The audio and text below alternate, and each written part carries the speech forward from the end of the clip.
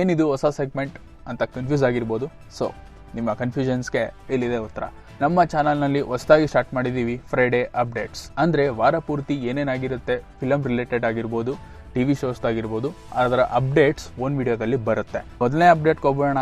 ಈ ವಾರ 3 movie release ಆಗಿದೆ. ಫಸ್ಟ್ ಒನ್ ಬ್ಯಾಚುಲರ್ ಪಾರ್ಟಿ, ಅದ್ರ ಟ್ರೇಲರ್ ರಿವ್ಯೂ ಕೂಡ ಹಾಕಿದ್ದೀವಿ, ಹೋಗಿ ನೋಡಿಲ್ಲ ಅಂದರೆ.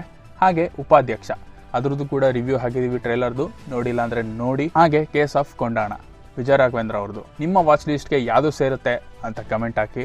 ಹಾಗೆ ಥಿಯೇಟ್ರಿಗೆ ಹೋಗಿ ಈ 3 ಮೂವಿನ ನೋಡಿ. ಅಪ್ಡೇಟ್ ನಂಬರ್ 2, ಆರ್ ಚಂದ್ರು ಅವರು ಅವರ ಓನ್ ಪ್ರೊಡಕ್ಷನ್ ಹೌಸ್ನ ಲಾಂಚ್ ಮಾಡಿದ್ದಾರೆ, RC ಸ್ಟುಡಿಯೋಸ್. ಅದರಲ್ಲಿ 5 ಮೂವಿದು ಪೋಸ್ಟರ್ನ ರಿಲೀಸ್ ಮಾಡಿದ್ದಾರೆ. ಅದರಲ್ಲಿ 3 ಪ್ರಾಮಿಸಿಂಗ್ ಆಗಿದೆ, ಇನ್ನು 2 ಬೇಡ ಅನಿಸ್ತು.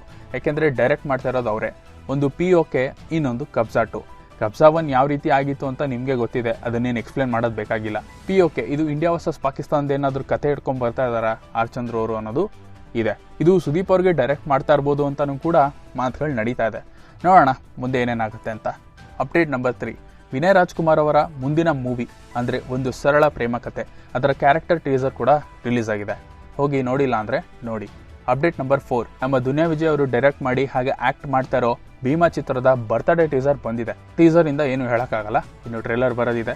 ಅಪ್ಡೇಟ್ ನಂಬರ್ 5, ಸಲಾರ್ ಇನ್ ನೆಟ್ಫ್ಲಿಕ್ಸ್. 5 ಲ್ಯಾಂಗ್ವೇಜಸ್ಸಲ್ಲಿ ರಿಲೀಸ್ ಆಗಿದೆ ಸಲಾರ್.